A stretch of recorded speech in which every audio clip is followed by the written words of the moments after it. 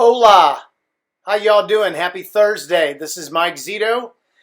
Welcome to the Blues Podcast. The Apocalypse Edition is what I call it. Certainly it's not the apocalypse. I hope that you're doing well. Good Lord. Have you ever thought to yourself, I hope I can spend like months at home with my family every day, all the time? Well, your dreams came true. I am here at my home in Nederland, Texas. This is hanging out in my little studio here. Been doing this podcast now for the past 6 weeks, and we've had some wonderful, wonderful guests. I could not be more excited about tonight's guest, the one and only world famous, world champion, Mr. Joe Bonamassa. I'm a big fan of Joe's. I am honored to say a friend of Joe's. He's been very good to me over the years. I really like Joe. I know a side of Joe that I think that not everyone knows, and I hope that tonight the podcast shows that to you. Of course, if you're a big fan of Joe's, you know that Joe has got a great sense of humor. He's very dry and funny and self-deprecating and sarcastic and just everything that you're looking for in an entertainer, and at the same time, he can always bring it. I'm always wowed by his absolute prowess of the instrument.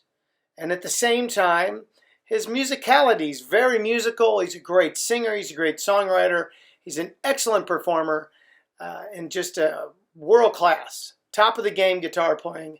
But the Joe that I love most is this Joe right here. Very funny, very down-to-earth. I don't laugh more in any episode than this episode right here. He just cracks me up. He's hilarious, and I think you're going to love it. Ladies and gentlemen, please, the one and only, Joe Bonamassa. All right. Well, there you go. So this is recording, and this is the Blues Podcast with Mike Zito, and I have one of the most amazing, lauded, famous, contemporary blues rock guitar players, but also my friend, someone that really cares about the art form, Mr. Joe Bonamassa. How you doing, Mike? You forgot the word infamous. Infamous. I like the word infamous. I like infamous. There's two letters that separate famous from infamous. I don't know what applies to me on a daily basis. So when people go, you're famous, you go infamous. Yeah, that's right. I go, it ebbs and flows depending on what I say out loud, you know? Well, like the Three Amigos, that you are infamous. Right, yeah. So what's happening, man? You're at home, right? You're in California. I went back to California. Like everyone, you know, we were able to complete 17 of the 24 shows this spring. And we showed up to Green Bay, Wisconsin on a Thursday afternoon at 9 a.m. My production manager opens the truck. Mind you, we've been calling ahead to all of the venues going, are we still good to go? Are we still good to go? Yes. And the quote was, we are looking forward to Joe's show here in Green Bay. It will be a welcome distraction. They start loading in the gear. They start setting things up. At 10:05, the governor of the state calls, wants to speak to who's, quote unquote, in charge, and says, we're canceling all events effective immediately. And that was the first domino. And then we ended up going up to Minneapolis, and it just, all the dominoes fell. What day was that again? That was around March. We were supposed to be home on the 22nd. This thing started to fall apart around the 14th or 15th of March. So about a week before we were ending. And it was just the strangest situation because I didn't know what to tell the band, the crew. They would set up, and then the plug would get pulled. And finally I just said, you know, we're just, you know, I felt like, you know, we were in a van driving around the country solving mysteries. You know, I said, let's just go back to Nashville. You know, let's go. We were just on the cruise right before that tour. Mm-hmm. Mm-hmm. And I remember thinking, it was just like over here, like, oh, I wonder about that outbreak. There was a little thing on the cruise that said, you know, they wanted to know if you had been to mainland China. Right. And but it was, and we had a great cruise, and so I thought when the cruise was over, well, everything's going to be okay. It Right. seems to be fine, but no. No. No. It's. I mean, to think about it. I mean, it was a month and a half ago that you and I were hanging out on a boat. Yeah. Maybe a little bit longer. And to think about how much life as we knew it changed in 60 days or less. Yeah. It's insane. I mean, to think about it in terms of the world, you and I, we go around the world, we play blues music to fans, and it's a universal language. I've always said that, we had gigs booked in Moscow at the end of May. So it was the entire world right now. There isn't a gig happening. There's not a single person gigging. You can't go down to the Potato and jam even. I mean, there's nothing. From an 80-seater to Dodger Stadium shut down. Yeah, it's and crazy. The entire entertainment industry, other than Netflix, but there's no new projects, there's no new, to think about it, the scale of it and the impact going forward is it's staggering. Not to sound alarmist, but it's staggering. It's overwhelming. I know that I know that you're always playing guitar. Yeah. Are you spending any time like, well, maybe I'll write something? Do you ever record anything at home or mess around, or you just kind of? Is it that feeling where you're like, I don't know what to do? It's weird. I've kind of gone, because in my isolation, this thing sometimes runs a little hot and crazy, and at first I was like, yes, I'm gonna finish another solo record. I had all these things I wanted to do. Yes. Then I would sit down with the guitar and I would go, for who? For what? It's weird. And it just got really depressed, and it's the break I probably have needed for 10 years. Sure. Because right now we're staring down the end of the year, going, I don't see it. I don't see us touring this year. How many shows did you play last year? We averaged about 105 to 110. Yeah. And this year we were able to complete 17. So that's a big difference. It's a big difference. And but the fact that, I've lived my life in such a fast pace of movement for so long, and then to hit a brick wall, you're going, I don't know what to do, So I bought a bike. Now I'm a cyclist, That's good. Until the government says I can't be a cyclist, and then they shut down. It's probably good that you got the break. You're right. I'm sure we all needed a break. I mean, I'm enjoying the break, but I know exactly what you mean. There's a ton of things to do and nothing to do. All it's saying. Yes.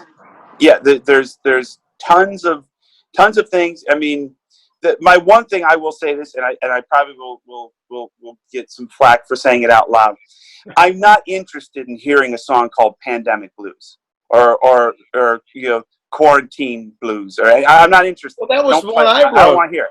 Huh? I don't want to hear it. I understand. It's because I know there's a lot of people like, we're gonna write a record about pandemic. You can't write a record. I came home from Europe with my band, and we decided that we had to all quarantine, and I had to come home and stay in my backyard studio for 2 weeks before I could go in the house, because the CDC caught us coming back from Germany, and we're supposed to be notifying. I mean, we were trying to do our due diligence. I didn't know who I'd been around. So all of the musicians went back to their own places. And long story short, I said, you know what we'll do? Well, let's try to make a record where we're not together. We're not used to that. We usually all go in the studio. We're all looking at each other. You play live. You know what I mean? I've never done the phone-in record, which is probably the way most of the world makes records today. Yeah, yeah. So I said, well, let's do that. I'll just record it with a drum loop and then send it to the drummer, and then the drummer will try to actually play the drums to the guitar. And that's what we did. It was an undertaking. It turned out it was different. It sounds different. But it was called Quarantine Blues because in March, Sorry, at March 9th or 10th, I got a lot of flack from all my friends. I remember Nick Moss called and he goes, "What the hell is this? You're wearing like some kind of a mask." And it was before anything happened like this. Right. Yeah, right. I thought it was kind of funny, but now it's not funny at all. It's like, No. oh crap, this is what we're doing. Well, anyway, let's get into it. Not to be honest with you, doing the records by phoning it in, people have accused me of phoning in records since 2008. Okay, so I should be able to just slot right into this new normal, Now, look, the irony is the record we made is not a blues record. It's really kind of hard pop rock because right. it was hard to do blues when you're playing by yourself. So, so let's jump into this. Thanks for doing this today. First of all, I've known you for a long time. And I've known who you are for a long time, although we may have become more closely, personally friends, just maybe in the past year or so. Yeah. I always, I felt like I've known you for quite a while. So I always like to do this. Let's just assume that somewhere out there, somebody's been living under a rock and they have no idea who Joe Bonamassa is. Chances are they don't exist. But let's assume they did. Right. Okay. So you grew up in upstate New York, and I believe it was Utica, correct? Yes. Okay.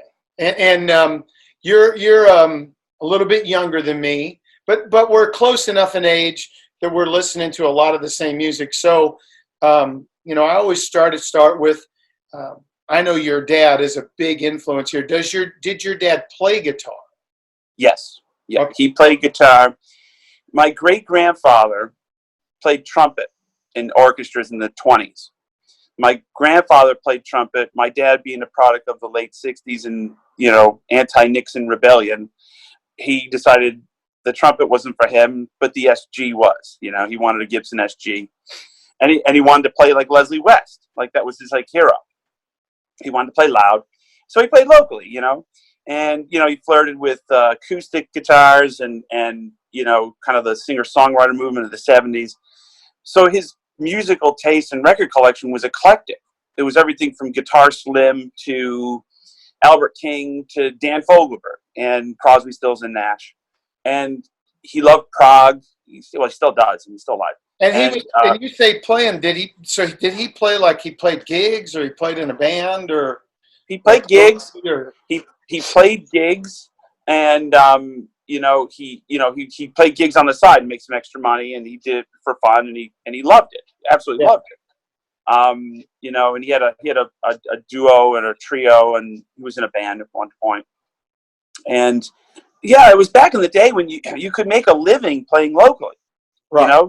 There was every club had a band, and what killed that business was when they moved the drinking age from 18 to 21. I remember him talking about this in the 80s, going, nobody's coming out anymore because all the kids, none of the kids are coming out.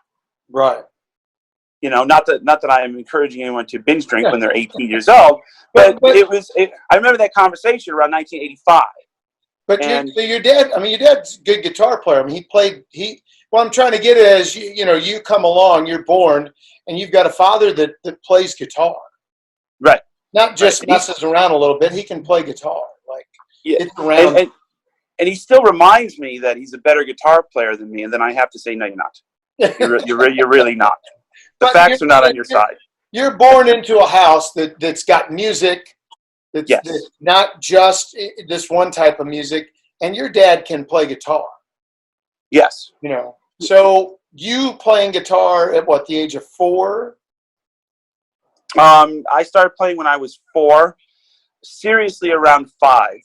4, you're just kind of hacking at it, playing that one note C chord, At 5, you really. That's why between 5 and 6 is when I applied myself. I said, okay, I bought 2 records. I bought Steve Morris, the introduction record, and I bought a copy of B.B. King Live at the Regal at Camelot Music in New Hartford, New York. And At what age did you buy those records? I was probably, I think it was my first communion money. You know, you're loaded by the time you take, Yeah. you know. Well, when you're And Italian and Catholic, sure. oh man, I had like $200. I was like, this is great. Can we do this every week? You know? And so I took some money and I bought a Crybaby wah wah pedal and a copy of those records. Plus, I had access to my father's records, and I figured out that I could figure out the BB King stuff a lot easier than I could figure out the Steve Morris introduction record. Sure. You know, and tell me sincerely, what age is this? 7, 6, 7, 8, yeah, 7 or 8. Yeah, 7, 8. Still, this is really young. Really young, but I was a socially awkward kid in school and had no self-confidence at all, and I never had until I got it.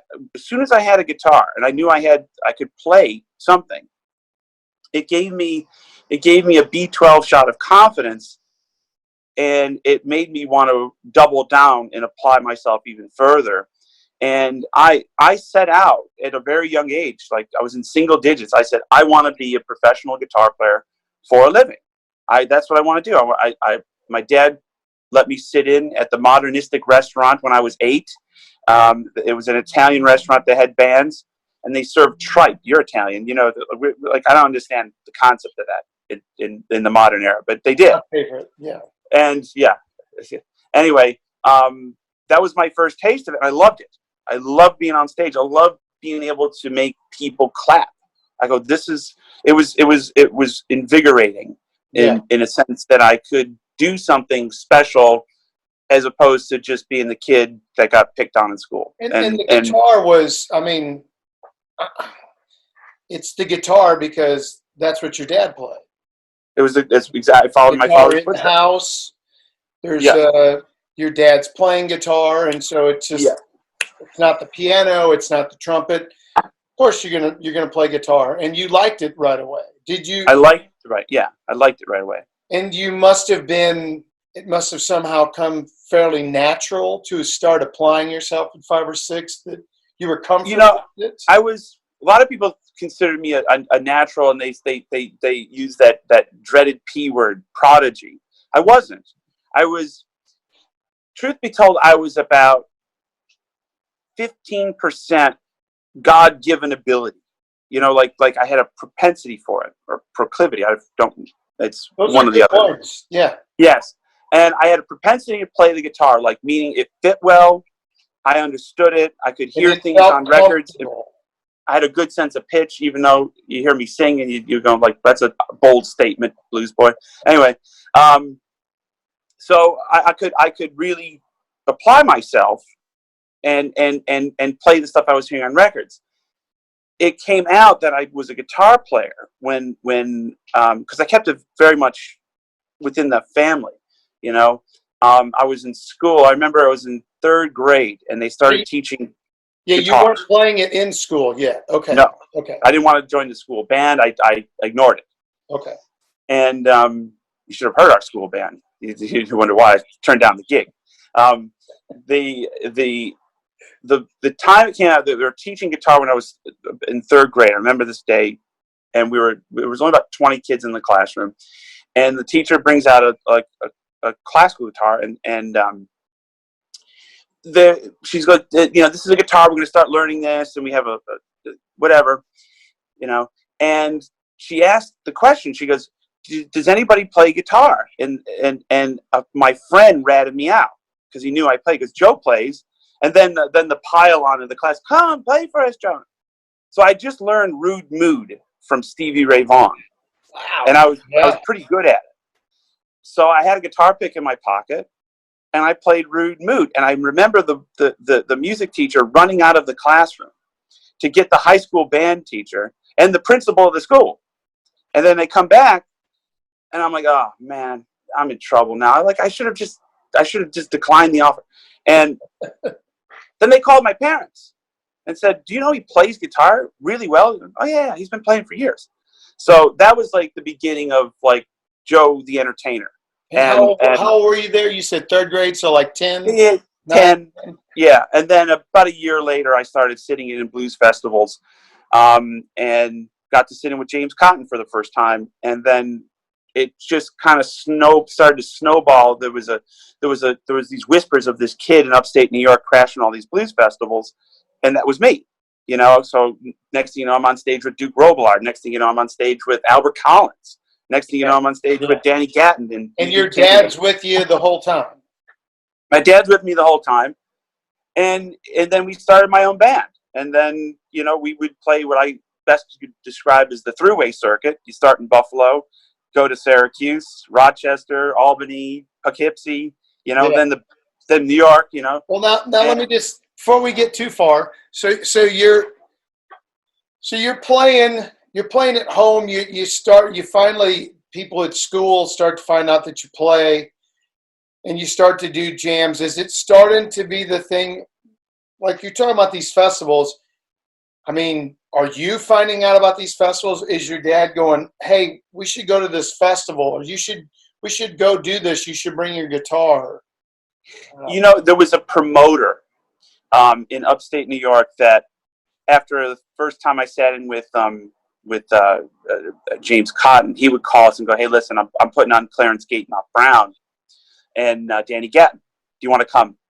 And he would either set it up so I'd bring my guitar, or I would just show up and I would just play anything, like I'd play the other guy's guitar, just move the strap up, and so I'm still that guy. I'm still that guy about bringing a guitar to a gig, I have this thing about, I don't want to bring a guitar to a gig. I just want to go and enjoy it. And if you don't want to walk in with the guitar on your shoulder that says, hey, I'm here to play. If you want to have me, I'm ready. Yeah, I had somebody do that to me a couple of years ago. We're playing like an 8,000 seater in Boston. It just shows up with a gig. I'm like, no. It's a show. This is now a show, Anyway, you guys got a gig tonight, or what are you doing? Yeah, but what are you gonna do with that? So, while you're doing all this, and I don't want to bypass this. You mentioned you had a harder time with the Steve Morris record, but you were really digging on the B.B. King live at the Regal, which, to me, this is all very impressive that you have someone there that's somehow guiding you. I don't get to the B.B. King live at the Regal until I'm like 18. Right. So it's really awesome, that you're there. And so does that record kind of make you like, okay, I can pick the blues stuff out and is there something else about it that besides the fact that maybe you're being able to pick the notes out, what is about it that's kind of making you think, I want to work on this? Dynamics.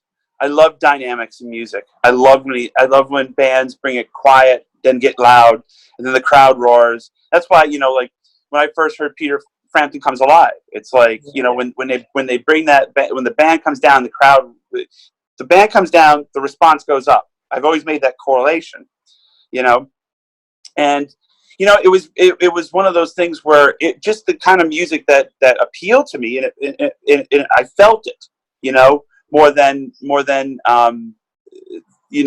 other types of music. I was never interested in what was on the radio, even though my friends were.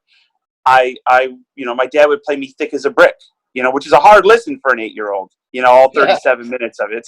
That's a hard listen, but I grew to love it. And I grew to, worship the arrangements and I started to love arranging music for myself, especially in a band context. You steal a little bits and pieces from a prog song and stick it in the blues, and it would give it a different twist.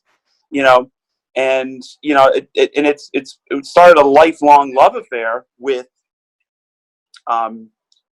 arrangement and blues based music. I wouldn't consider myself a blues artist straight ahead. It all kind of starts with the blues, but then it goes off the rails pretty quick. So when you were working on this blues or these records or whatever, so are you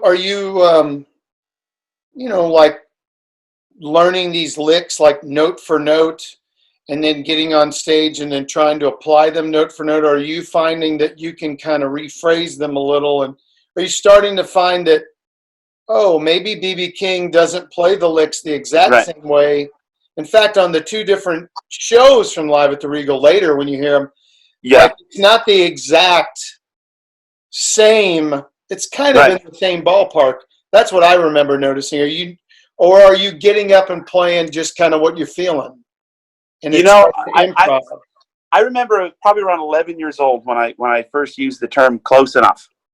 And so I would learn, I would try to get into the headspace of the artist, and learn the meat and potatoes of what they were playing and why they were playing it, but not necessarily note for note. Like I'm accused of being an Eric Johnson mimic. I'm not, for the reason I can't play as good as he is.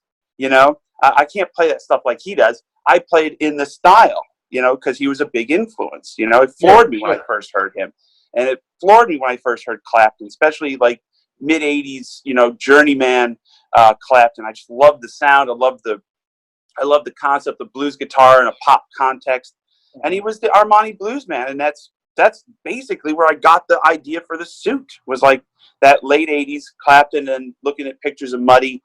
So like any blues artist, like everybody borrows little bits and pieces and sticks them in their toolkit, and then they apply them, in any situation that that they're in, and then I was doing that, and then I met Danny Gatton, and my life changed. It was musical life change. Going, here's a guy who is a master at all these things, and just decided to take me under his wing and go, here, kid, you need to know,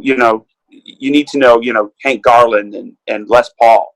Right. Okay. All these guys. And was there in any of this time here when you're young and you're just woodshedding, are there lessons? Is there music schooling? Is it all just kind of woodshedding records and guitar? Is there just want to find out?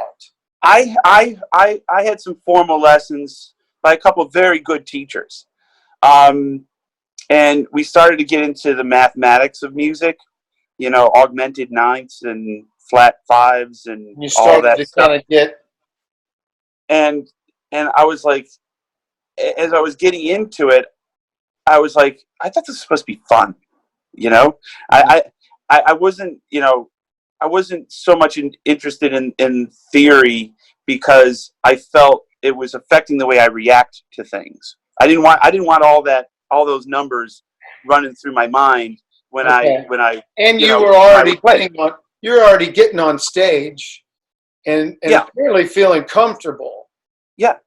And I was sitting there having the honor and the privilege and the opportunity to hang out with B.B. King and watch show after show after show. And I remember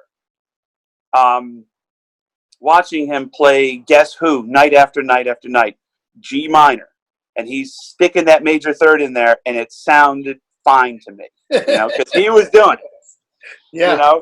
Because he would, especially in the '80s, he major third over a minor. He played B.B. King licks over whatever was in front of him. Right. And I was like, okay, there's your lesson there.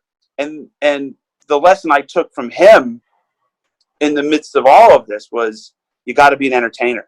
You have to be if you're going to want to be the guy in front, then it's not about how good you play. It's not it's not if you're faster or better than the next guy. It's, can you put on a show? Can you command attention on stage and hold the audience and make every single member of that audience think you're singing or playing directly to them?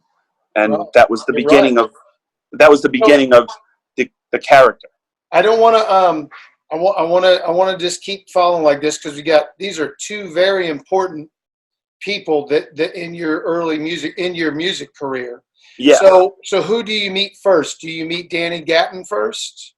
I met Danny first. Yeah. Okay. And then because they're such different.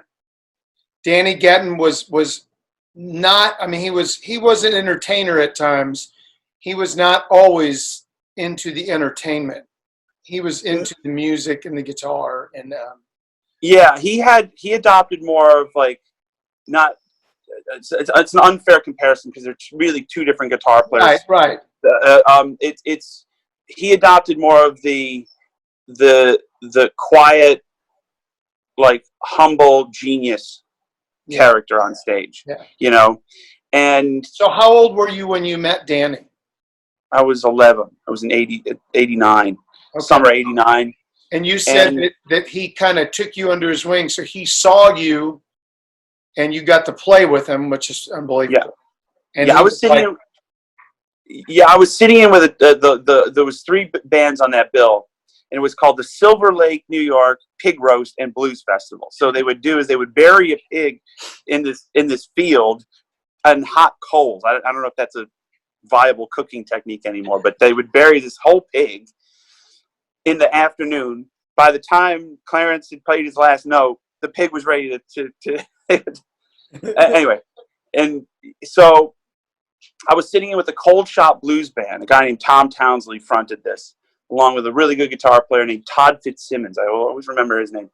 And they always would let me sit in because they liked me and whatever, and it was fun, and it garnered them some extra attention to have this like circus act come in halfway through and overplay through slow blues.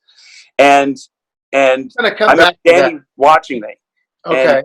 And he goes, "Come here, kid. I got something to show you." I had a reissue red telly, which I still have in the studio. And he goes, "Check this out." And he pulls out that 53, that beat up one. And I'd never seen anything like that in my life. I just saw it in books. And he goes, "Hey man, you should come sit in with me. My band's really good." And next thing you know, I'm up there with him, and there's videotape of it, and I'm in like this white fedora, and he tied a knot in the strap, and then that was it. But we got on because I was so into the gear, and he had a blackface super. Oh my God, I never saw a blackface super. Now that I know they made 60,000 of them, then they're not so uncommon. But to an 11-year-old, it's great. And the late 80s, a blackface super is not necessarily popular gear. No, it was not in the popular world. It's not. No, I mean, yeah, you needed like shit that they don't want to play through anymore. Yeah, you needed like an ART MP1 with a power amp and a Digitech reverb. Heavy stereo chorus, or using that. Right. Yeah, and so he liked you, and when you say took you under his wing, did he? I mean, did you stay in contact with him? Did you? Yeah. And he turned you on. You said. He goes, come to Boston, come to New York, have your dad drive down, and I'd go sit in with him in Boston, the Cat Club in New York, upstate when he would be around. And I remember sitting in with him at the Bottom Line, where there was another one, you name it, I would show up. What did you take away from his performances when you're there? I took away from him the notion that I had, even though I could play, I had such a long way to go, because he would sit there, during the day, because they didn't have hotel rooms. They would just sit and hang in the club, and he would go, "Here, check this out," and then he taught me how to do the hybrid picking, and all that kind of like stuff he was known for. He just would like show me directly how to do it. And I would make little demo tapes for him, and I'd play it from, and just stuff like that. And he goes, "You're getting there. He goes, but he thought I used too many effects." And he goes, "You got to plug straight in. You got to know. There's a symbiotic relationship with the guitar and the amp that you need to know and feel and understand. Then add the stuff around it." And that was a great. He could really do it all with his hands, And he was the one that taught me about the notion of there is an infinite amount of sound in the electric guitar between the volume pot, the pickup, the tone pots, the amp, and if you can think it, you can play it. And it was a really interesting. It was a life-changing lesson. Yeah, that's amazing. He's always been one of my favorite guitarists. I saw him one time at the Music Store I worked at. We helped sponsor the show and brought him in, but again, I didn't get to him until I was 18 when I started working at that store. Him and Roy Buchanan, and right. That was the first time I bought a Telecaster. I need a Telecaster. Yeah. because Right. apparently they could just do it with this guitar, and they just made all this. He could make all this sound come out, and then when I watched him, all of those styles and techniques, they had nothing to do with any effects or any. They were just, he knew how to perform them with his hands, you know. Yeah. It Yeah. was pretty incredible. There's that great Austin City Limits with Roy Buchanan from probably the late 70s. And he's got a silver-faced Vibrolux. Here comes the geek talk. He's got a silver-faced Fender Vibrolux. Turn Set backwards. Yeah, yeah. Set to stun, like treble stun. And it must have been just everything up and then the reverb up. But every time I watch it, it's brilliant. But I can't help feel sorry for those kids. For the people in the row. In the back row. Because I just told my wife that 2 weeks ago. they weren't listening to music. They were being assaulted. They just heard. We just watched that, and I don't want to. There's too many things we can get off on here, but I love Roy Buchanan, and we watched that, and I said, those poor people in that row there. That's all they hear is this. Yeah. Two tins just slamming them. And my favorite Roy Buchanan song. Well, my favorite Roy Buchanan record is Livestock, when they recorded a town hall, and the version of Roy's Blues that he sings is some of the most haunting music I've ever heard. And then he comes in, and it's just like, what planet was he on? But he had a lot of blues. Like it was like if you go through was always to me the more of the blues guitar player, and Danny was a little more of the country guitar player.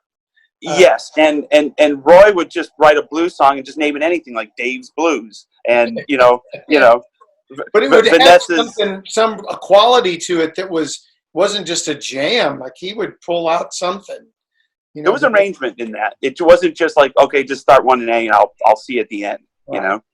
So I love this. So you're very young. You're around one of the greatest guitar players that have ever lived, and this is a big impact. But at the age of 12, you get the opportunity to not only meet B.B. King, but if I understand correctly, how many shows did you do? 20? We did about 20 shows over a course of about a year and a half period. Okay. And this is with your band then. You have your own group. Yeah, I had my own group. I would open the show, maybe sit in with BB. He liked my twin. I had a silver-faced twin that he really liked because it was loud. It had Music Man speakers in it. It was a mess, but it was loud, And this is before this is back when these guys would just show up, play on the opening act's gear. They didn't carry a single tech, a single sound man, anything. They just showed up and here's the drum kit. Here's the thing. And they sounded identical every night. And, BB was a master, but, at that time, BB his career, it would range from blues festivals to clubs. He would be playing, at that time he was playing, places like, we've all played there, the legendary place in Dayton, like, Gillies in Dayton. And there's that great video of him at Nick's in Dallas, which is like it was a club. It's a club. And he never waffled. He never changed what he did. He just kept going. And then it cycled back, Yeah. there was a lull and then it came back. And then, by the end he was playing huge places. So you could tell right away. I mean, he came out, didn't matter what amp was, the drums, whatever. They came out dressed up, and they put on a show.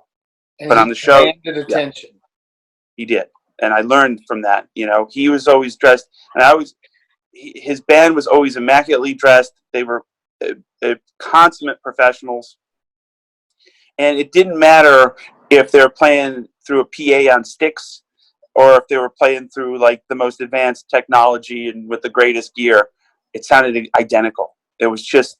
They were so seasoned, and it just worked. Charlie used to play through my Marshall. That is the epitome of professional musician, is the ability to show up. That all the gear is fun and all that, but you show up and you do your show and you perform and sing, and that it's you like it was him, it was BB Right. King, not Yeah.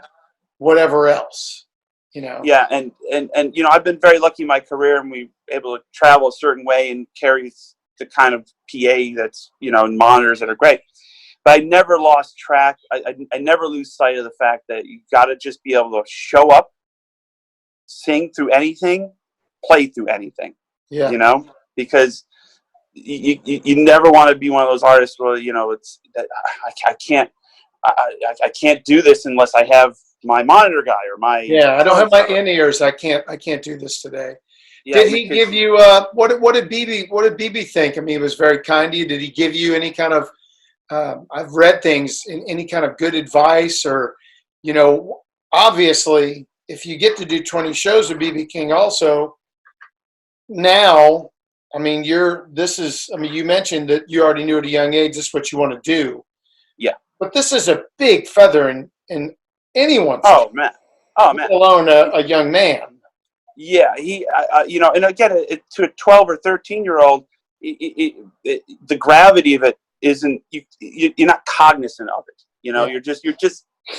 you just go, this is great. And I've seen pictures of you with him, and I've seen you on stage with him, and you know what was he just very kind, generous, and always yeah, had. he was generous with his advice, you know, career advice. He always said, you got to watch your money, son. You got to watch your money. You know, he taught me about the second word in music business. And I mean, over the years, he, you know, because a lot of people don't realize that he would always put on a second show after his show. He would meet like 75 people in the bus, you know, and then want to hang with me or Kenny Wayne Shepherd or you, or whatever, you know, and just, he was just sociable.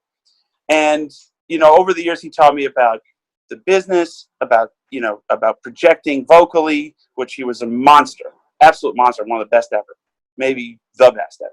And, you know, he also taught me how to drag tunes into an iPod, because I had an iPod. I couldn't figure out how to drag music from a computer into the iPod. And he showed me in the back of his bus because he had one. I go, hey, do you happen to know how to get songs off of that onto this? He goes, yeah, it's just like this.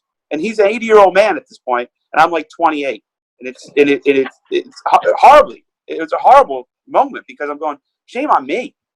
You know? So I'm gonna keep going down this road because I think it's important. So what happens then after you've done this tour with BB King? You have your own group. Obviously, you're very supportive parents. You're feeling confident, talented. You're also singing. Yep, a little bit, not much at that point. I had a guy singing for me. You know? Okay. And so when do you do a recording when you're young then? Do you join a band, the Bloodline band? What kind of comes next then? My first recording came out on a compilation called Blues for the Homeless. And it was on, I believe, Justice Records. Houston, Texas. And it also featured the debut of a very young Tab Benoit. Yep. And it was his debut. And it was just an opportunity, and I did a cover of Johnny Winter's Self-Destructive Blues, which wasn't very good, but How old were you? 13 or 14.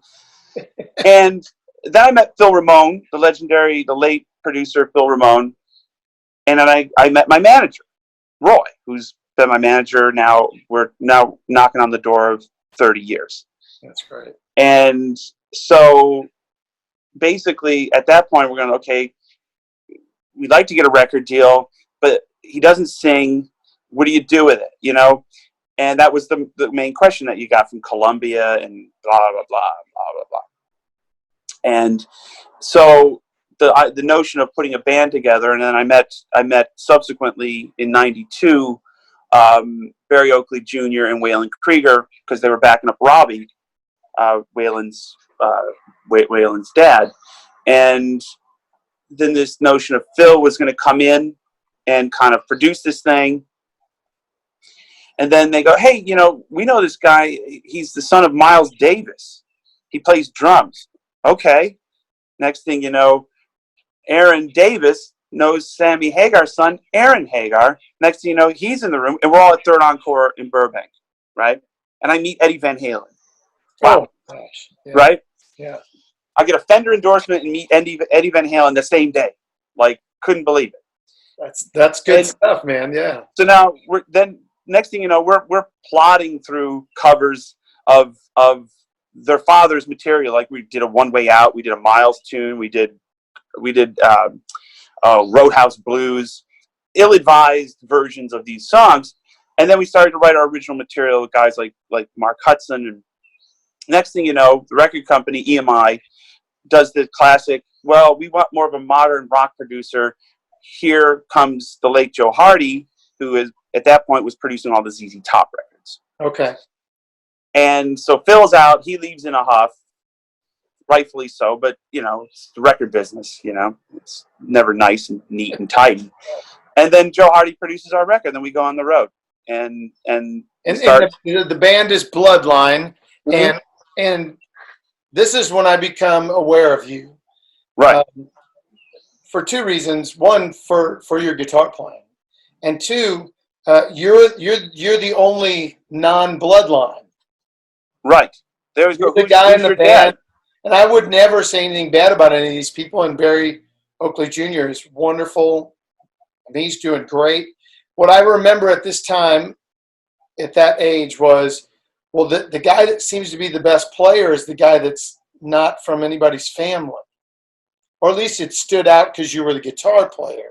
Yeah, I was just the guitar player. And in the interviews, it was always the and so tell me about how's Robbie doing, and do you talk to Greg, or sure. What was it like being the son of a jazz icon and stuff like that? And these guys had to navigate through these questions, and then it would come to me.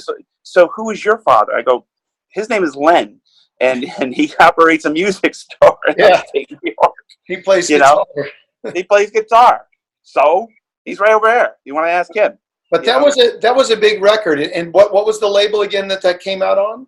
EMI. And at that point, it came out in '94, and every major label had a blues rock kind of thing. Yeah. Like, I remember Columbia had Brother Kane, which I believe was Audley Freed on guitar. Right. And I don't know, the Archangels were active, and they were on Columbia or whatever. Yeah. Or it's the beginning of the heyday of 90s blue rock. Yeah, and it was just prior to Kenny Wayne Shepherd and Johnny Lang. Right. So they were out in '96. We were out 2 years before. Yeah. And subsequently, every single one, Cry of Love, that's the band with Audley Freed. Cry of Love. Great, yeah. And they were great. Yeah. And subsequently, all of those bands that were on those major labels that had really promising first records, us included, found a way to snatch defeat out of the jaws of victory. Everybody, the bands broke up. Then you hear about this kid from Louisiana with a Stratocaster and a bag full of really good songs, and then the even younger kid from Minneapolis or Fargo Fargo, North Dakota. I think he was 14 or 15. Singing like Joe Cocker with with another bag of good songs, and like everybody was just immediately forgotten. And I was like, okay, time to get to work. But you did tour with that band though a little bit. So we actually did for we toured about a year and a half, 2 years before the record came out, and about a year after the record came out. And our final tour was opening up for Leonard Skinner and Tesla. And I remember because it was my high school graduation, and we had a gig in Buffalo at some amphitheater with the tour, and my graduation was at 11:30 in the morning. So the tour bus took me to the graduation. I got my diploma, got on the tour bus, drove 3.5 hours, and made the show. That's how I did it. And did the gig. So that good. This is a good spot because I have a question I want to ask you. Mm-hmm. So we're at high school graduation. I mean, you're almost 18. You've 18. Been on tour with a major label band. You've played over the better part of a year with B.B. King. been taken under the wing of Danny Gatton. You've done all of these things. And you mentioned earlier that before the guitar, you were kind of shy, maybe a Right. little soft-spoken, maybe not a very Right. confident in a Right. social thing. So this is an odd way for a person to spend a childhood. Yeah. It's a different version. It's a different version. Yeah. When you look back at that, I mean, do you think, I mean, you certainly wouldn't probably change anything, but did awkward get better? Did you get more confident? You just grew up a different way? And I'm curious, when you look back and think about it, how was that? Did you enjoy it? I did enjoy it. Do you miss playing baseball or no, you know? I tried out for the high school baseball team when I was in 10th grade because I liked to pitch. But then they were using National League rules where the pitcher had to bat. And then I got beamed by a ball, like the first out, you know, my first up to bat. National League rules because that's the rules. Yeah, well, I didn't like the baseball coming at me at high speed, you know. And you know, those were conscious choices, and I don't regret it. You know, it made me a very late bloomer, though. I was very sheltered. It made me a very late bloomer. I was very awkward with girls, you know, because I just didn't have the confidence to ask them out. Nor did any girl ever agree to go out with me on spec.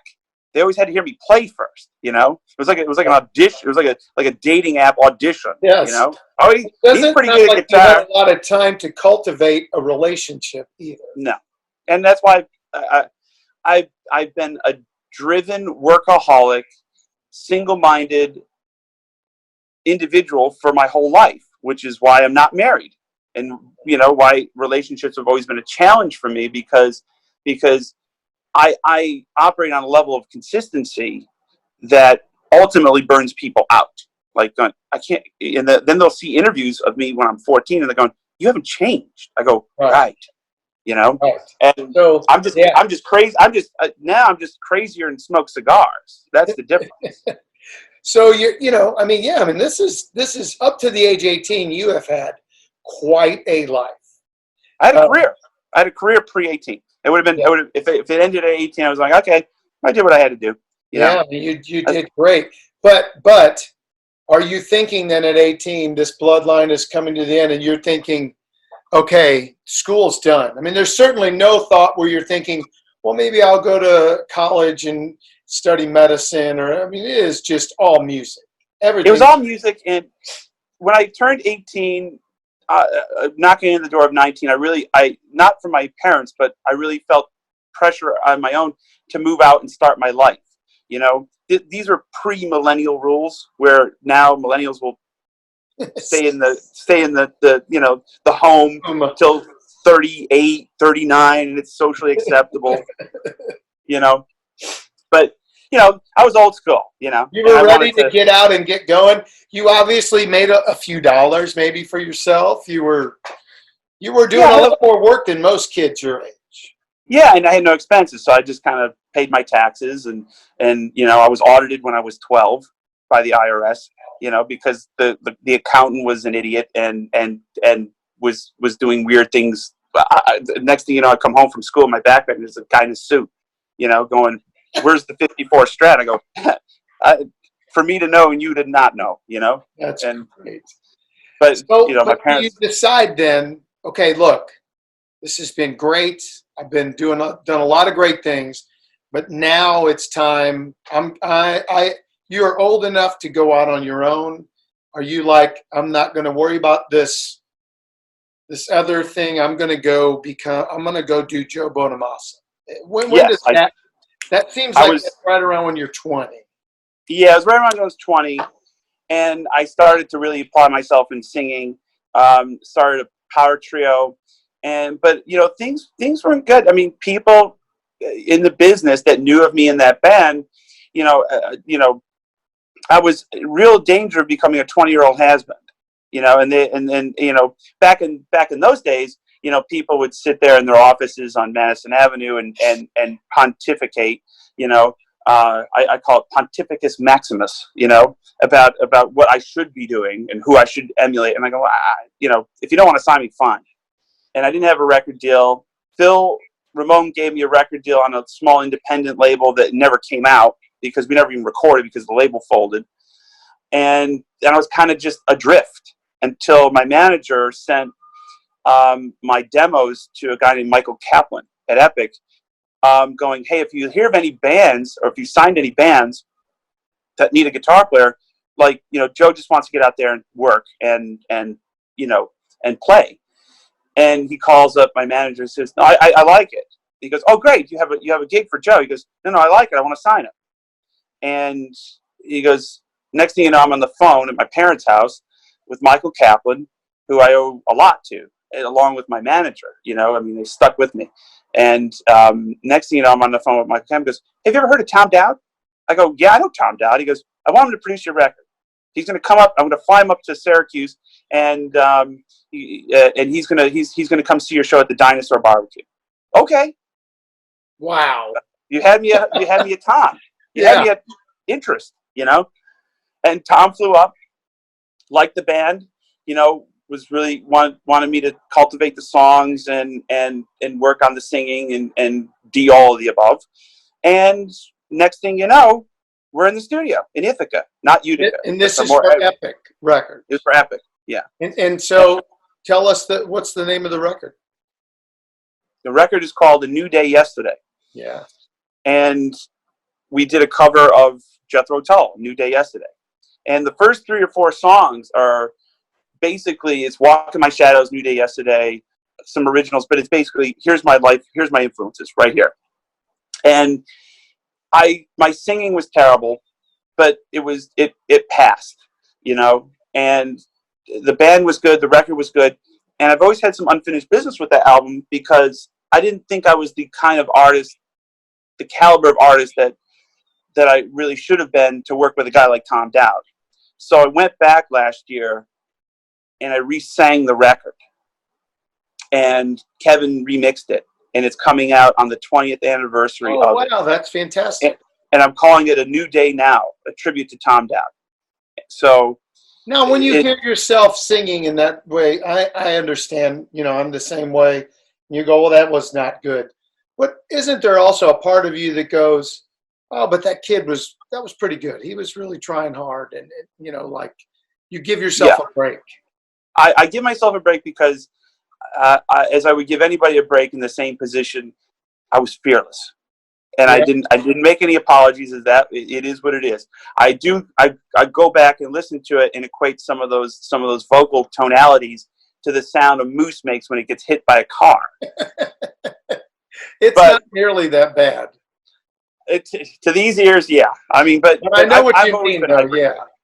But that is huge. First record, Tom Dowd.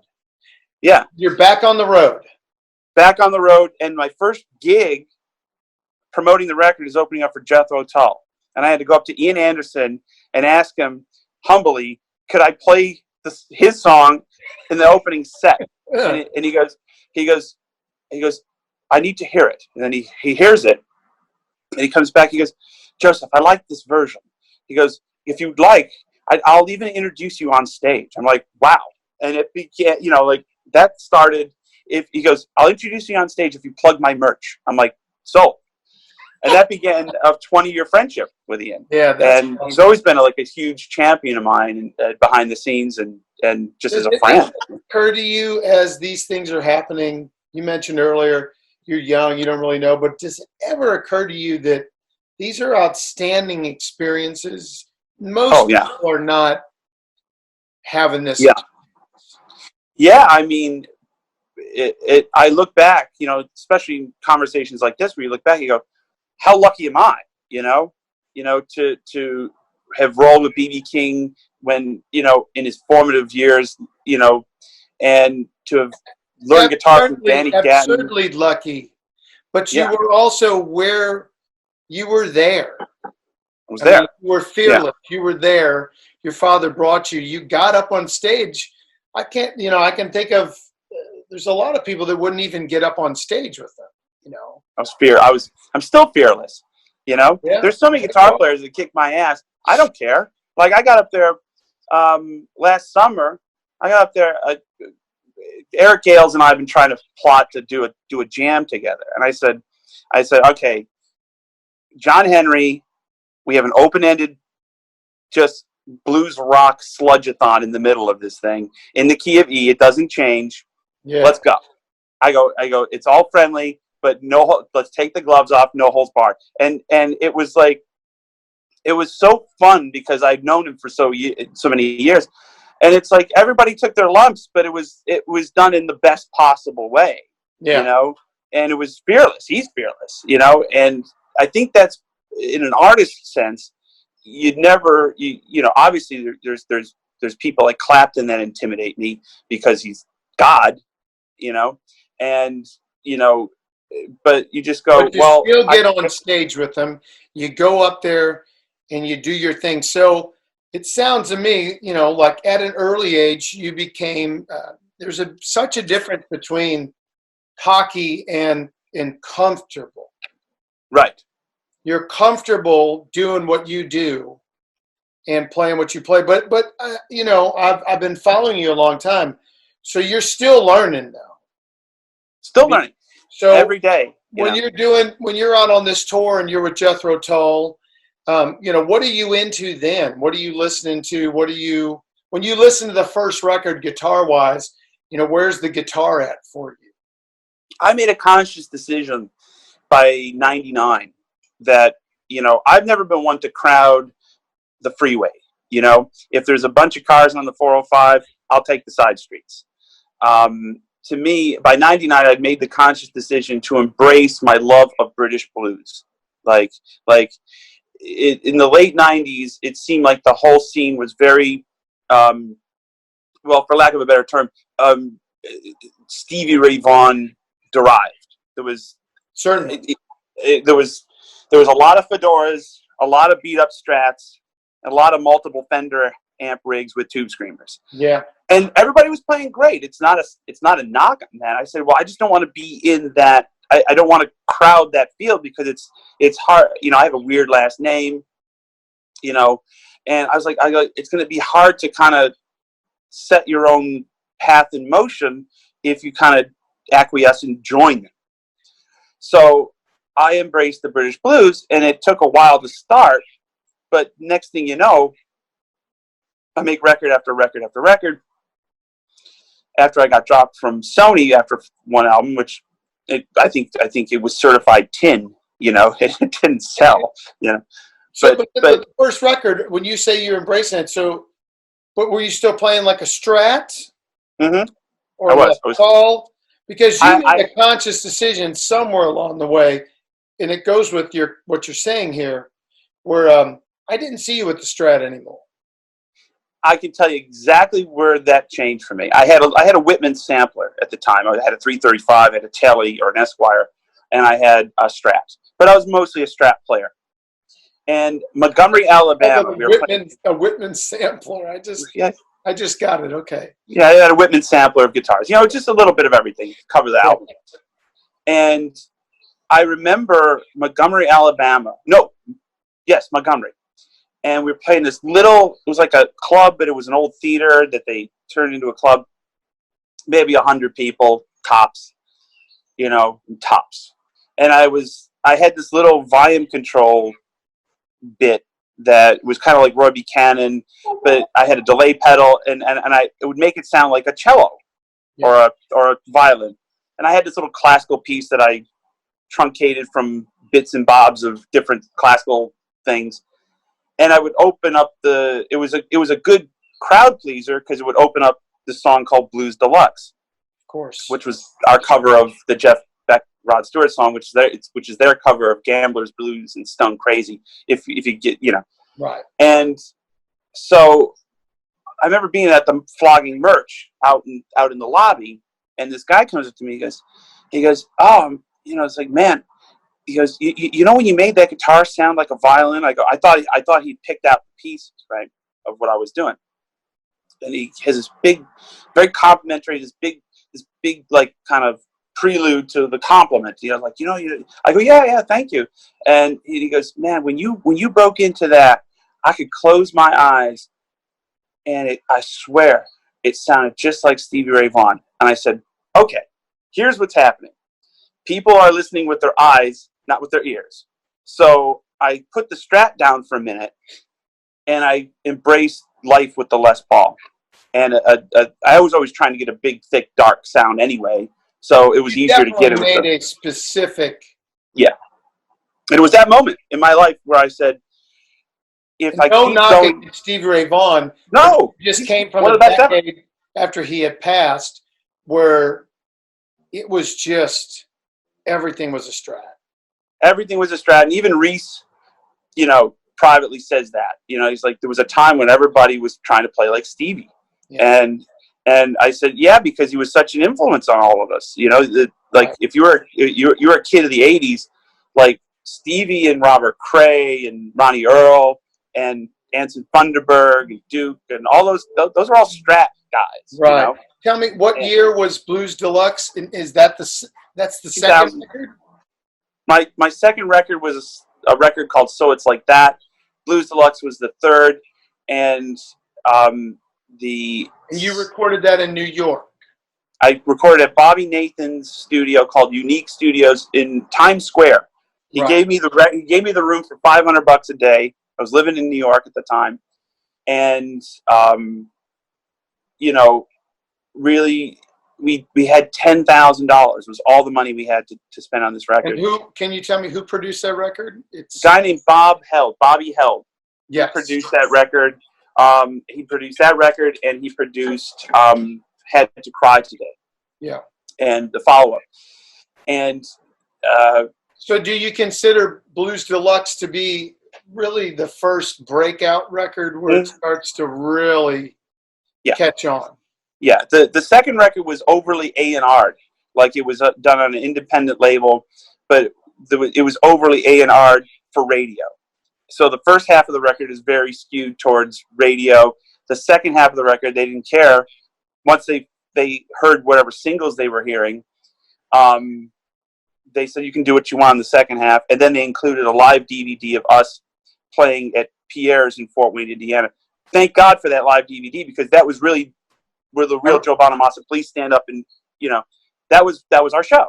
It was like our very minuscule El Macambo moment where that was me as an artist. No, I remember that. And then Blues Deluxe was a follow up and embraced. I'm just gonna do what I do. If I fall flat on my face, so be it. Who cares? So what year was Blues Deluxe? Did that come out? 2002. 2002. So I'm trying to think here. The first time I saw you was at the Duck Room in St. Louis, Missouri. Oh, yeah. Basement of Blueberry Hill. Yep. You remember. And I saw you there, I think, twice. So it would have been somewhere in between those records. There was definitely a Strat, short, spikier hair. Hair, more of it. But then there was maybe the next time there was still a Strat, but the hair was getting longer. Yeah, I was getting longer hair, fatter. But you were making a play, but they were definitely Strats. And I remember that Blues Deluxe was the record that I listened to and was like, okay, wow. So this dude's like really getting good at playing guitar, but it definitely had a Strat sound. It did, and that was the tail end of of really going for it on the Strat, because I was comfortable. Sounds great on that record, and I was comfortable with it. I had 2 Jubilee Marshalls, and a bunch of like Leslie's and stuff like that, or pedals and stuff, and it was just a snapshot in time. And it was that subsequent tour where we ended up in Montgomery, Alabama. I said, I have to make a conscious decision to at least wrest this kind of sound, and go go for a different type of guitar, whether it be a 335 or a Tele or whatever. I want to say then the next thing that I remember thinking that I saw was you had a Les Paul, long hair, and you played Just Got Paid Today. That's right. Yeah. And I was like, oh, okay. Like it was, and I don't mean this with any disrespect. I'm trying to find the right words. It was less cute and more. Yeah. Like it was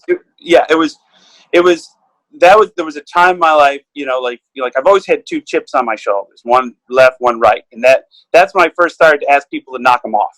I was like, we were starting to draw a decent crowd, and it finally was getting some traction with the help of people like Peter Frampton, the late Bob Mayo, who got me the gig opening up for Peter the first time, George Thorogood, Bad Company, and Paul Rogers, and BB obviously, and that so we would salt and pepper our tours with these little offshoots. We open up for Thorogood for 2 weeks, and then we go do our own club shows.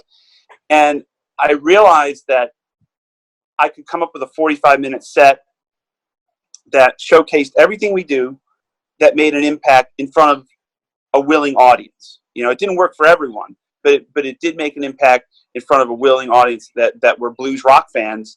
And that was the beginning of us making a conscious effort to go out and find those fans. Roy was really on the forefront of Facebook and finding fans that like this music, because if we could find them and get in front of them, we could turn a good amount of them into our fans. Them over. Do you think also that from Blues Deluxe and a Strat to the next evolution that you decide that, okay, I'm gonna play a different guitar? I mean, this is a, I'm going to do this other thing. Does Blues Deluxe I always think of your music as blues-oriented music.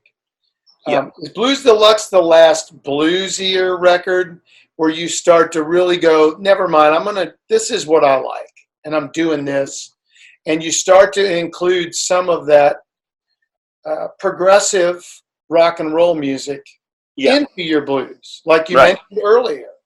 Yeah, we used to do like Worm and parts of Starship Trooper, just crazy stuff. But it started to bring out bigger crowds than it did. The blues audience. And and we would do like parts of Los Endos, from Genesis, just crazy ideas. We'd kind of plateaued around 2004. And my manager is like, we gotta find a producer or someone to kind of, creatively drive Joe into a different direction. And Roy was hanging out, I think at a gym. It started in a gym, and he was talking to a friend, and he's like, hey, do you know any producers that would want to like take Joe under his wing, and do something? Let me know this. He goes, why don't you call Kevin Shirley? And Roy goes, okay. And Kevin was in the process of moving from New York to Los Angeles. He was looking for a protege or something that he could produce from the ground up, because he was growing weary of dealing with huge legacy acts that, would fight him on everything. And so I took a meeting with Kevin Shirley. I was like, there's no way Kevin Shirley, that's big time. He's doing Aerosmith. He's not doing Joe Bonamassa, right? He took a meeting with him, and he's like, in St. Charles, Illinois. He came on a date with his now wife, to this place called Cordon Blues. Yeah, that's what it was called. And he watched my show, and I had a tour bus at the time. I thought I was like King Bee on Turd Mountain, but I was proud, really proud. You were. You had a tour bus. That's pretty. I had a tour bus, man. I was like, I didn't have to drive. So he comes on the bus after the show. He goes, listen, saw the show. We have to change the band. We have to get your look together. We have to he basically just said, everything you're doing right now, other than the guitar playing, needs to change. Need songs, blah, blah, blah. And I said, at the time I was a willing participant. I said, you know what, you're right. And I said, this is a time in your life where you take a chance. You bet on yourself. Can I do this? Next thing you know, we got a bag full of songs and a Led Zeppelin cover and an instrumental and some stuff that I wrote. And I'm in Las Vegas with Jason Bonham on drums, Carmine Rojas on bass, and a keyboardist from Australia named Rick Mellick, and we're making this record called You and Me in 5 days. And we still make our records in 5 days. Nothing's changed. So best records. Yeah, right. And all of a sudden, my life went from mono to stereo. You know, the Jeff Bova Orchestra on T for One. I'm like, wow, this sounds epic to me. You know, Yeah. This sounds like I didn't know I was capable of doing something like this, and But it was all Kevin. Epic from the age of 5 or 6. You said, yeah, and then around the same time, we met a guy named Ed Van Zyl who runs Mascot and Pro Vogue, and he's wanted to license a couple of our records and get us over to Europe. And I always said, if I can get to Europe, they would probably dig this more than the people in America. Next thing you know, we're in England for the first time. We're in Germany, Holland, and we're doing you know those kind of tours, 13 in a row. You know, every Bavarian beer joint from Hamburg to Berlin, you're in. You know, but all of a sudden there was 300 or 400 people showing up, and they were familiar with the music. And we made a follow-up record called Slow Gin, which I still play to this day, every show. And then in 2008, that was the boom.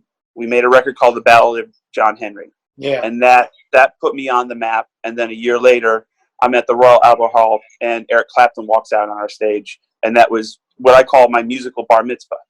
It was basically, that was him going, okay, kid, I'm giving you an opportunity in front of the whole world. Take it or not. And that was it. Then it exploded. And then it went to PBS. And all of that way through that there. I mean, that's a lot to digest. But all that way through it, you mentioned, I mean, Clapton. That Clapton is end all. You know? Oh, yeah. Right. And I knew that about you before I met you, and that was always the thing to me was Clapton. The tone, the phrasing, just the whole thing. And when I met you in 2006 in Houma, Louisiana, at the Voice of the Wetlands Festival. Oh, that's right. Tab's thing, the charity gig. Yeah, Tab Benoit's festival, and Tab Benoit's manager, Ruben, was my manager for 14 years. So we had been working together then, and they do a Friday night guitar fights to start it off. And I had already done the festival the year before, and you know, I'm there, I'm excited to play. And then they said, hey, this Joe Bonamassa is coming, and he might get up and play. And all I remember thinking is, oh man, I got to play with this guy. That's the dude that can, like, he knows this, like, he's into the same shit. He's playing these Clapton licks, because to me, you're Clapton. You mentioned then that you become very influenced by Eric Johnson, but again, that's Clapton. Yeah, it's the two Erics. You know? Yeah. And before that, that's that's Freddie King and B.B. King, and so it's coming from the same. It's this very precise violin tone style blues bends that are just beautiful. So I knew, I was like, I got to play with him. I got to play with him because I didn't grow up down here. I grew up in St. Louis, and now I'm down on the Gulf Coast. And there was people that were in the Clapton, but they were doing a different thing. And we played that night. You and I, we played a slow blues. That's right. John Catt set it up. Right. I remember John. And I was on the other side of the stage. You came up and you played. You played through my rig. Oh, wow. I don't remember. Wow. Because I had a really cool, I don't remember the name of the amp company now, but it was like kind of like a Marshall Blues Breaker style amp. Right. And so you played through my rig. I played through something else. Right? But we got to play together the slow blues, and I watched you. and it was really great. And you finished, and you looked at me, and you went, like, okay, go ahead. Right. Like, you wanted to play, now you play. Right. And I was like, all right, I'll play, Right. And but we played, and it was really good experience. And I remember I talked to you afterwards, and I said, man, I would love to talk to you. I knew what you were going for. You were Right. doing it, and it was not a thing that anybody was doing. It wasn't like a thing that was happening anywhere in any kind of mainstream blues guitar still. That you were coming from this Beano record through Clapton, and I mean, it was apparent that you had made some change from the last time I had seen you, from the Strat to a Les Paul to the phrasing and the tone. It was it kind of at first it started as a conscious decision to try to change it. Hanging out with Kevin, having a more worldly view of the music, it just kind of it kind of seeped out more, and I was able to kind of had the luxury at that point of being able to perfect things or try to perfect things that I never had the time because I was just driving the van, Yeah. and thinking about it. Did you also find that when you started working with Kevin and you mentioned Epic, you start to do music that has that's more dynamic, has more changes that you're in control of? You start to get where it doesn't have to just be the blues scale anymore. There's more. Yeah. I would start to hear things that were more like and I don't want to get down that road, but minor, almost like Indian sounding or different things start to come into your playing. And a lot of that stuff was just, it was part of me trying to put together a show that kept people interested for 2 hours. I could write a set list that just drags on, and 2 hours seems like 4 days. Conversely, you can write a set list that's 2 hours long that people look at their watch going, well, you just started, but 2 hours goes by. Yeah. Right. And being able to see gigs, play with bands, every time I see a gig, whether it be anyone or it could be whoever, I always come away with, I go, that's a clever idea. That's a really clever idea. That's something that would apply to something I'm doing. And the more you can be a sponge and more you can keep it, I don't know, interesting for the audience and yourself, the more that energy is infectious throughout the audience. And I know it's a horrible word to use in 2020, but it does, the enthusiasm and the collectiveness of a crowd in a band, all in a symbiotic relationship. It's not lost on me, because some people just go up there and they don't care. They're playing for themselves, and they wonder why half the crowd left or whatever. It's because you're not engaging enough, and you're not keeping the audience guessing on what's coming next. Yeah. You don't want to ever be predictable in a live sense, even on record. This is kind of a good spot here. I know I've had you for quite a bit of time, and it's all been really good. But I also want to say that, I mean, you didn't just become a copy of Eric Clapton. You just started to bring in more of these aspects to your music and your guitar playing, and really what you start to become Joe Bonamassa. Yeah, and like it or not, I've had this debate with myself, because you never want to read the comments on YouTube. You just never want to. No. By the way, some of them are very funny and creative. I admire the creativity of it all, and in the insults. It's fantastically creative. This is the best compliment I give you, Joe. For the past 10 years, I've always said, oh man, I wish I was so famous that people would start to hate me. Right. Like I wish I was doing so well, people just didn't like me because I was doing well.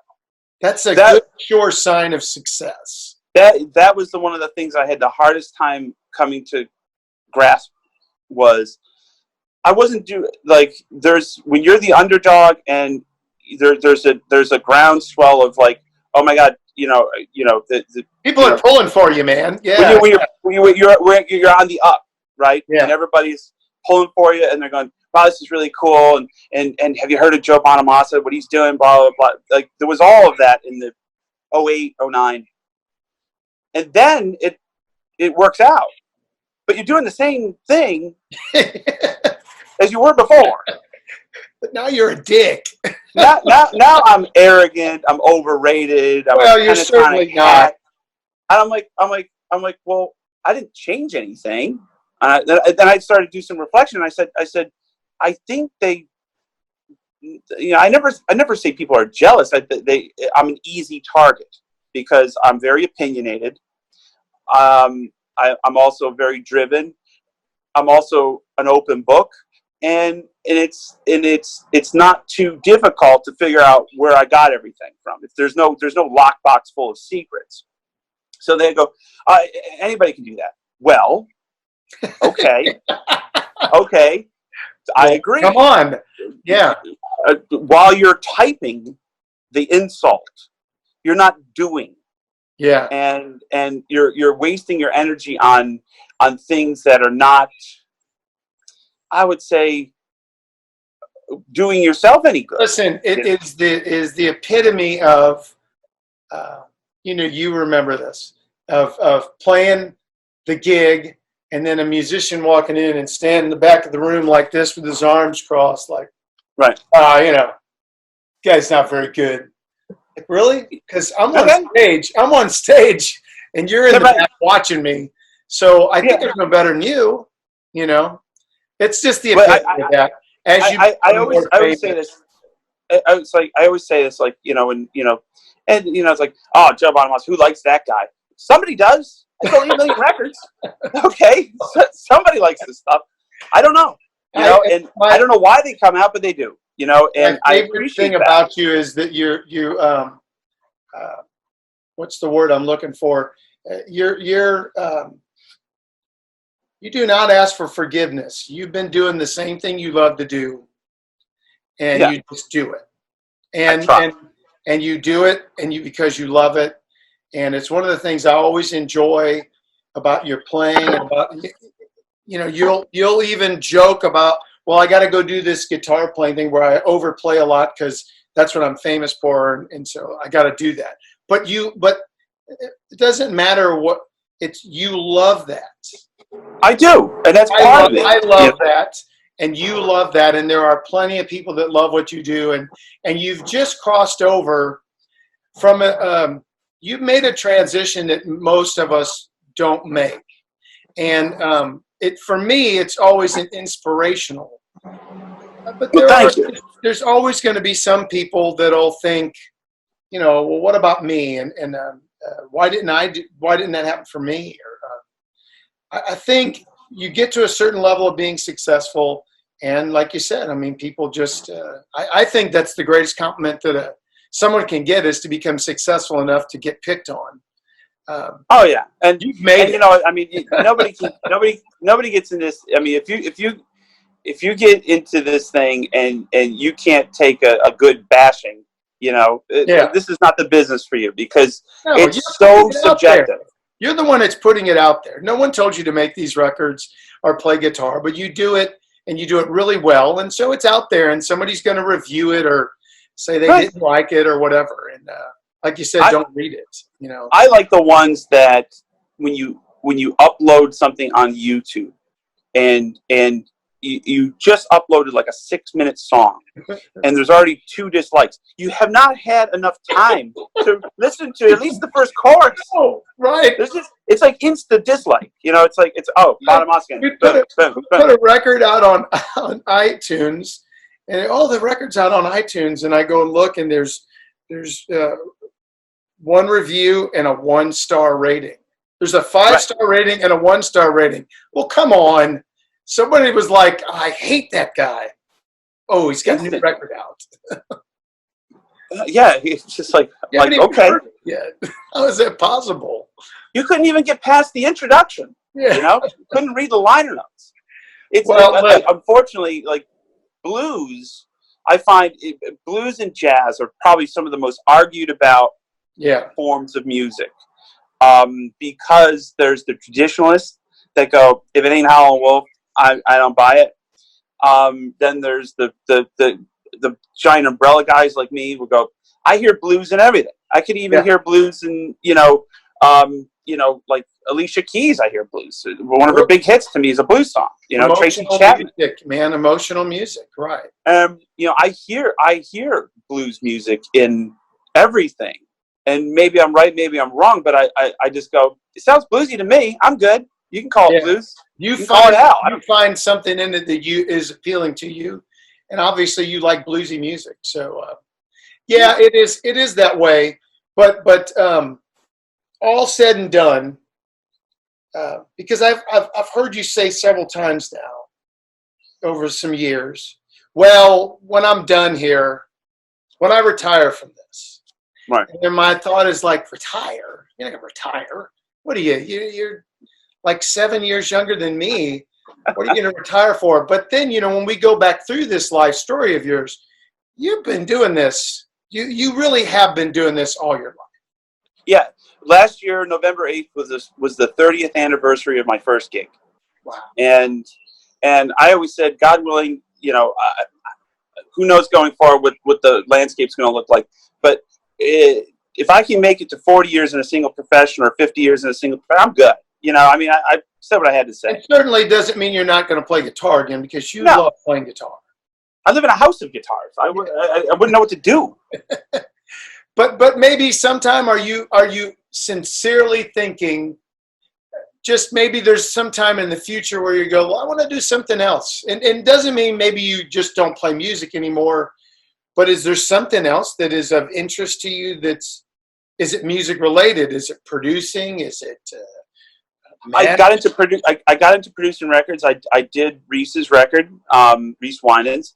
I really loved the experience. I did this Sleep Easy's instrumental record with John Jorgensen. I did a record with the great Joanna Connor, who is amazing. We did a really trad Chicago blues record, and she stepped up. And I have Eric Gales this year. God willing, we can all be in the same room. Is that something you're starting to enjoy? I find... And you can quote me on this. I like being behind the glass, bossing musicians around. Yeah, I just like it. It's good. I'm a character, but I always tell people, I go, listen, in the studio, like I told Joanne, I said, listen, there's a couple of things. I'm normal until I'm not. I said, when I'm doing this because I really feel strongly that you're an incredible artist that's been underserved. So my bedside manner may be a little direct. Check. So I'm in there, she's doing her thing, and I get the button, I click it down, I go, this isn't a Warrant record. Turn that gain pedal down. You know what I mean? It's like, but when she heard the result, she goes, thank you. And I go, I apologize for being direct, because I want the best for you. And I'm very passionate about it, and I'm not like Phil Spector, but I'm not, my bedside manner is like, I want to elicit emotion and reaction from great musicianship. And that's what I learned from Tom, and that's what I learned from Kevin. Is this something that you think about when you think, okay, when I'm done doing 100 shows a year and maybe I just want to do some events and stuff, is this what you want to do? Is this what you mean?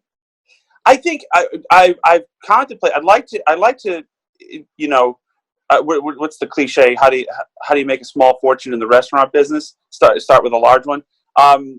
I have this idea about a make your own salad place, and I have a slogan, and it's like, because I have a place in Nashville, and I was like, man, it's really the make your own salad concept. I love it, because I'm constantly on a diet trying to keep into these stupid suits, and it's like, there's that. I like gardening, of all things. You're going to open up a chain of restaurants? Yeah, it's like, Hefty McDuff's feed bag or something like that. I don't ever know if you're joking or not. I almost did it last year. There was a vacant space in downtown Nashville. I said I got to do it, right? And then I started getting into it. I just didn't have the time, But now that I have time, plenty of it. No, I think that's good though, because it kind of comes back to that question. I was always curious, with just when you see someone who becomes very successful as an entertainer, especially very young, I wonder, it's everybody else's dream.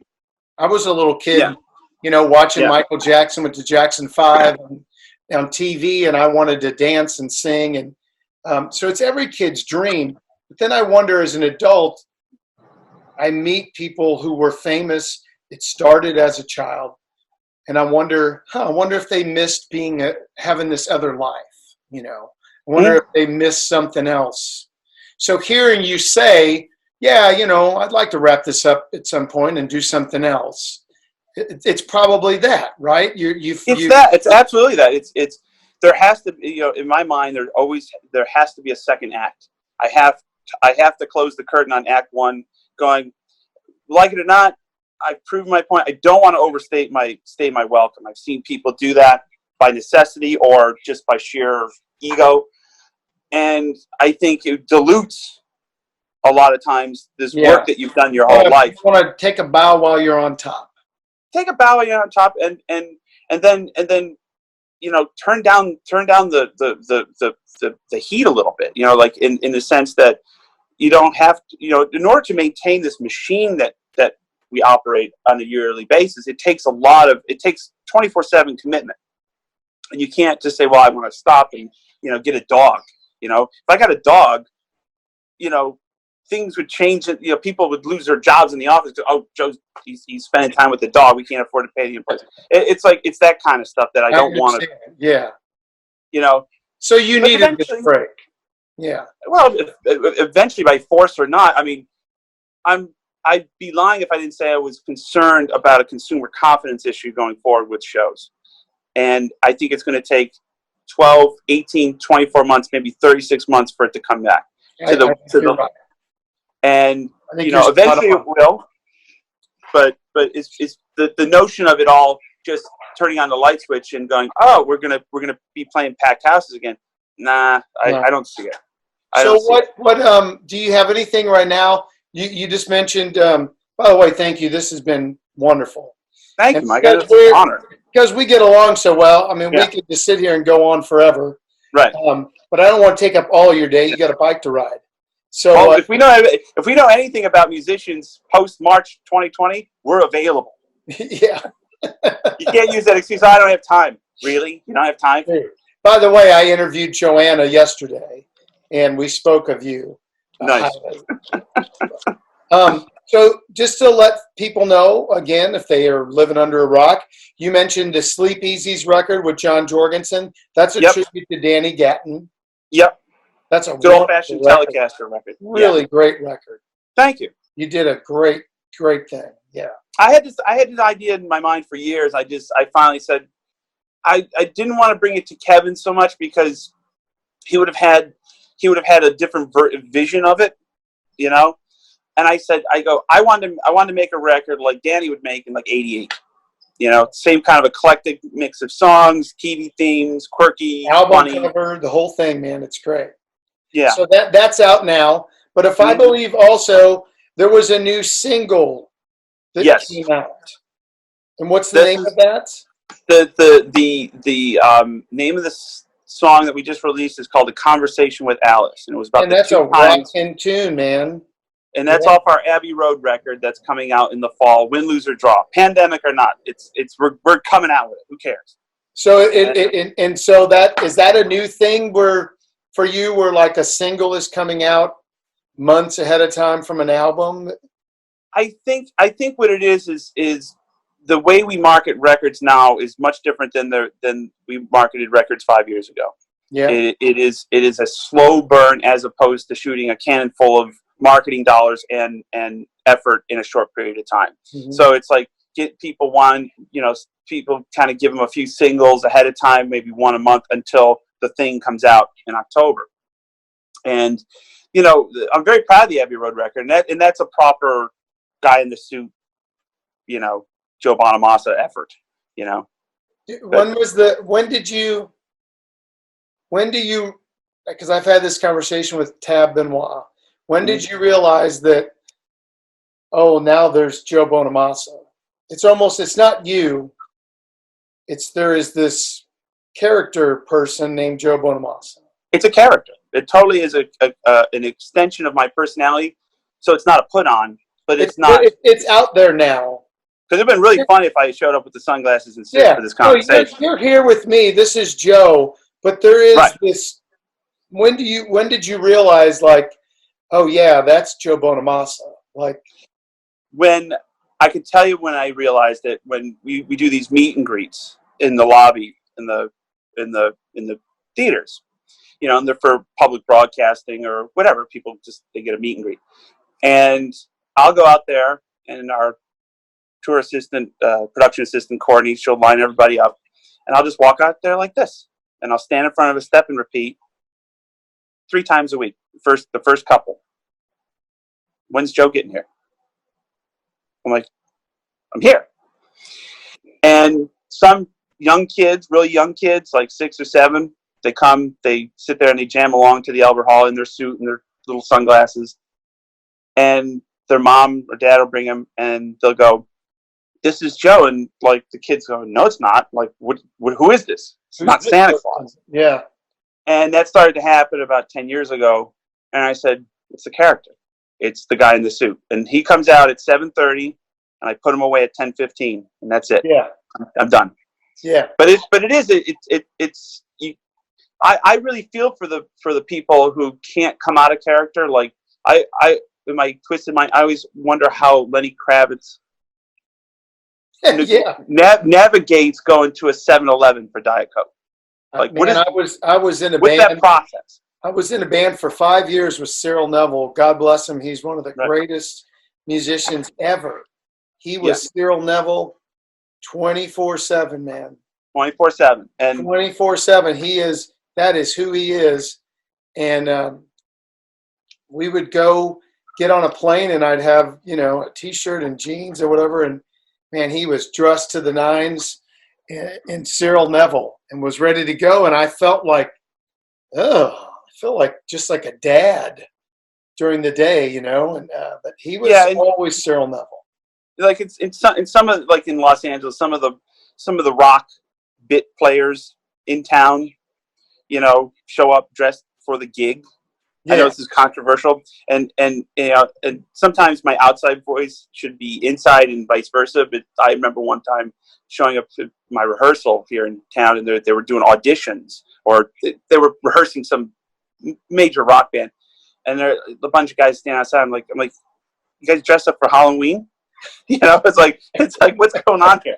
It's Tuesday.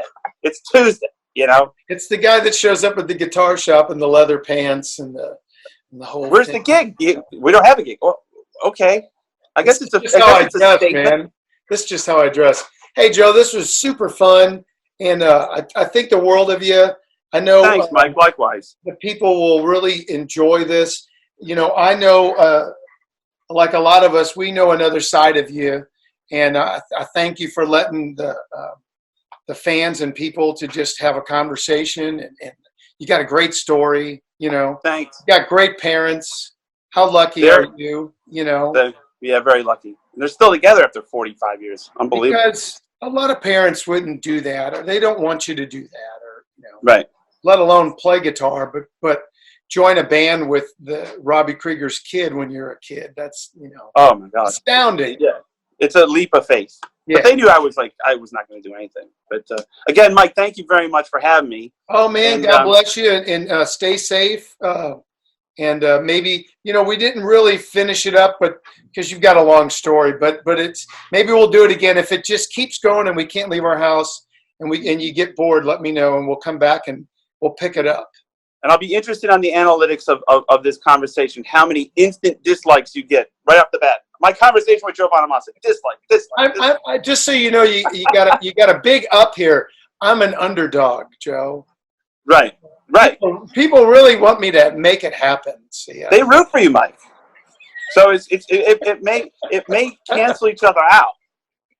It could be a great pairing. It'd be a great pairing, yeah. Most people are very happy for you and excited.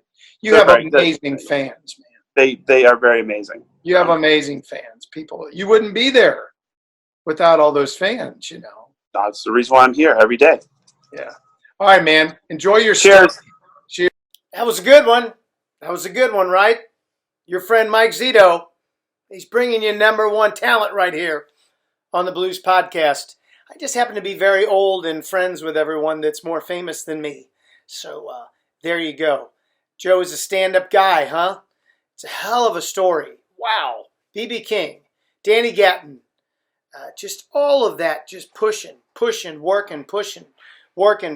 It's, you know, a lot of people think that it's just luck. Like all of a sudden you become world famous and you just got lucky. And no, you happen to be on the road since you were 12. Good Lord. Well, thank God for Joe Bonamassa. He's done a lot of great things for the blues genre and for rock and roll and for guitar. Lord knows, you know, I wouldn't have a gig or as many gigs out here without him promoting this music. So I salute you, Joe. I thank you, my friend. And, you know, as of today, Joe has launched his wonderful his charitable program where, I forget what he called it. Oh, shoot, I should have looked it up. But he is donating gas cards, $1,000 gas cards for blues musicians to get back on the road. So it'll all be in the comments right here. I think Joe's a hell of a guy, and I hope you had fun. It was a good time. We got a lot of great guests still on the list. You know, I'm trying to keep up with everybody. Next week, ladies and gentlemen, next Tuesday night, the one and only fantastic singer-songwriter, Mr. Peter Karp, will be right here with me. And next Thursday, Mr. Richard Booth, the Rick Booth, the proprietor and owner of Intrepid Artists. He likes to call me Zitarsky. He'll be here with an excellent story as well. And I hope that you have a wonderful weekend. If you venture out in the States when you can, just please put on a mask. Wash your hands. Use the stuff for your hands. You know, the stuff that they use, the alcohol stuff, the sanitizer is what they call that. But only on your hands. Don't, you know, but be careful, please. Please be careful, and peace.